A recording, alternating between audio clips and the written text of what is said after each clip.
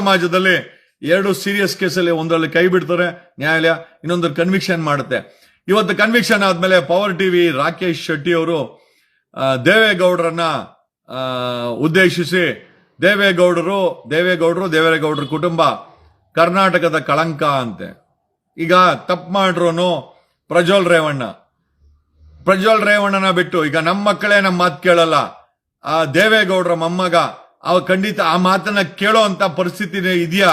ಆಮೇಲೆ ಪ್ರಜ್ವಲ್ ತಪ್ಪು ಮಾಡಿದ್ರೆ ರಾಕೇಶ್ ಶೆಟ್ಟಿ ದೇವೇಗೌಡರು ಅದಕ್ಕೆ ಯಾವ ರೀತಿ ಅಕೌಂಟಬಿಲಿಟಿ ಮಾರಲಿ ನಾವು ಒಪ್ಕೊಳ್ಬಹುದು, ಮಾನಸಿಕವಾಗಿ ಅವ್ರು ಹೇಳ್ಬೇಕಾಗಿತ್ತು ಬುದ್ಧಿ ಅಂತ. ಬಟ್ ಬೆಳೆದಿರೋ ಹುಡುಗರುಗಳಿಗೆ ಅದು ಮಾಡಬೇಡಿ ಇದು ಮಾಡಬೇಡಿ ಅಂತ ಕೇಳ್ತಾರ.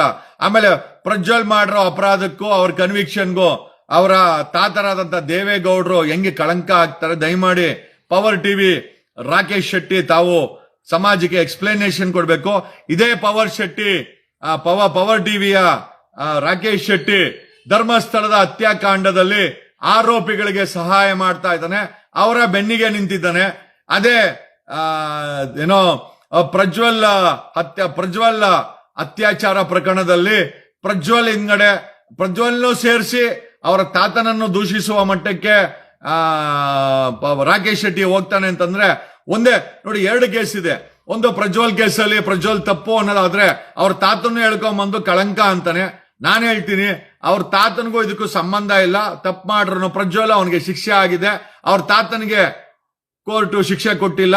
ದಯಮಾಡಿ ದಿಕ್ಕು ತಪ್ಪಿಸುವಂತ ಕೆಲಸವನ್ನ ರಾಕೇಶ್ ಶೆಟ್ಟಿ ಮಾಡಕ್ ಹೋಗ್ಬೇಡ. ನಿನಗೆ ಮಾಡಕ್ ಕೆಲಸ ಇಲ್ಲ ಅಂದ್ರೆ ಏನ್ ಕಿಸಿಯ ಕೂತ್ಕೊಂತೀಯಾ? ಯಾಕೆ ನಿನ್ನ ಚಾನೆಲ್ ಅಲ್ಲಿ ನ್ಯೂಸ್ ರೀಡರ್ ಇಲ್ವೇನೋ? ಆ ಕೆಲ್ಸ ನೀನೇ ಮಾಡ್ತೀಯಾ? ಬಾತ್ರೂಮ್ ನೀನೇ ತೊಳಿದ್ಯಾ ನಿಮ್ ಪವರ್ ಟಿವಿನಲ್ಲಿ? ಈಗ ನ್ಯೂಸ್ ರೀಡರ್ ಕೆಲಸ ನೀನು, ನ್ಯೂಸ್ ಕಲೆಕ್ಟ್ ಮಾಡೋದಕ್ಕೆ ಕೆಲಸ ನೀನು, ನ್ಯೂಸ್ ನ ಡೀಲ್ ಮಾಡೋದು ಮಾಡ್ತೀಯಾ. ಹಂಗಾರೆ ಎಲ್ಲಾ ಕೆಲಸ ಹಂಗಾರೆ ಬಾತ್ರೂಮ್ ನೀನೇ ತೊಳಿದ್ಯಾ ನಿನ್ನ ಚಾನೆಲ್ ಅಲ್ಲಿ? ಕೇಳಬೇಕಾಗಲ್ವಲ್ಲ. ಮತ್ತೆ ನ್ಯೂಸ್ ರೀಡರ್ ಏನಕ್ಕೆ ಬೇಕು ಪವರ್ ಟಿವಿನಲ್ಲಿ? ನೀನೇ ಕೂತ್ಕೊಂಡು ಕಿಸಿ ಹಂಗಿದ್ರೆ ನೀನೇ ದೊಡ್ಡ ಜರ್ನಲಿಸ್ಟು ಅಲ್ವಾ? ಅಲ್ಲಿ ಹೋಗ್ಬಿಟ್ಟು UK ನಲ್ಲಿ ಜರ್ನಲಿಸಂ ಮಾಡ್ಕೊಂಡ್ ಬಂದ್ಬಿಟ್ಟು ಇಲ್ಲಿ ಕಿಸಿತಾ ಇದೀಯಾ ಅಲ್ವಾ? ಏನ್ ಮಾರಲ್ ರೆಸ್ಪಾನ್ಸಿಬಿಲಿಟಿ ಇದೆ ನಿನಗೆ? ಲೇ ರಾಕಿ ಬಾಯ್, ಏನೋ ಇದೆ ನಿನಗೆ? ಧರ್ಮಸ್ಥಳದ ಹತ್ಯಾಕಾಂಡದಲ್ಲಿ ಅಷ್ಟು ಹೆಣ್ಣು ಮಕ್ಕಳ ಮೇಲೆ ಅತ್ಯಾಚಾರ ಆಗಿದೆ, ತುಟಿ ಬಿಚ್ಚಲ್ಲ ನೀನು. ಆರೋಪಿಗಳಿಗೆ ಕೊಲೆಗಾರರಿಗೆ ಸಪೋರ್ಟ್ ಮಾಡ್ತೀಯಾ. ಕೊಲೆಗಾರ ಸಪೋರ್ಟ್ ಮಾಡ್ಕೊಂಡು ನಮ್ಮಂತವ್ರನ್ನ ಈ ಎಕ್ಸ್ಪೋಸ್ ಮಾಡ್ತಾ ಇರೋರನ್ನ ದೂಷಿಸೋ ಕೆಲಸ ಮಾಡ್ತೀಯಾ. ಅದೇ ಪ್ರಜ್ವಲ್ ರೇವಣ್ಣ ಕೆಲಸದಲ್ಲಿ ಪ್ರಜ್ವಲ್ಗೆ ಕನ್ವಿಕ್ಷನ್ ಆಗಿದೆ, ಕ್ಯಾಕರ್ ಸುಗಿ ನಮ್ಗೇನ್ ಬೇಡ ಅಂತ ಹೇಳ್ತಾ ಇಲ್ಲ. ಅವ್ರ ತಾತ ಹೆಂಗ್ ಲೆಕ್ಕಾಚಾರಕ್ಕೆ ಬರ್ತಾನೆ?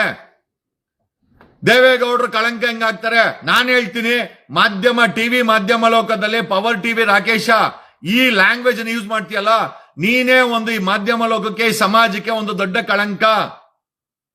ಯಾಕೆ ಕಳಂಕ ಅಂತ ಹೇಳ್ತೀವಿ ಅಂತಂದ್ರೆ, ಒಂದು ಪ್ರಜ್ವಲ್ ಕೇಸಲ್ಲಿ ಪ್ರಜ್ವಲ್ ಕನ್ವಿಕ್ಷನ್ ಆದ್ರೆ ಅವ್ರ ತಾತನ್ನ ಕಳಂಕ ಅಂತೀಯ. ಒಂದು ಓಕೆ, ಅದರಲ್ಲಿ ಆರೋಪಿಗಳ ವಿರುದ್ಧವಾಗಿ ನೀನಿದ್ಯಾ.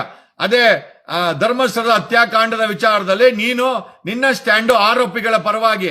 ಒಂದು ಕೇಸಲ್ಲಿ ಆರೋಪಿಗಳ ವಿರುದ್ಧವಾಗಿ, ಪ್ರಜ್ವಲ್ ಕೇಸಲ್ಲಿ ಆರೋಪಿಗಳ ವಿರುದ್ಧವಾಗಿ ಪವರ್ ಟಿವಿ ರಾಕೇಶ ಧರ್ಮಸ್ಥಳದ ಕೇಸ ವಿಚಾರವಾಗಿ ಧರ್ಮಸ್ಥಳದ ಹತ್ಯಾಕಾಂಡದಲ್ಲಿ ಆರೋಪಿಗಳ ಪರವಾಗಿ ಕೆಲಸ ಮಾಡ್ತಾನೆ. ಎರಡು ಅತ್ಯಾಚಾರ, ಎರಡು ಕೊಲೆ.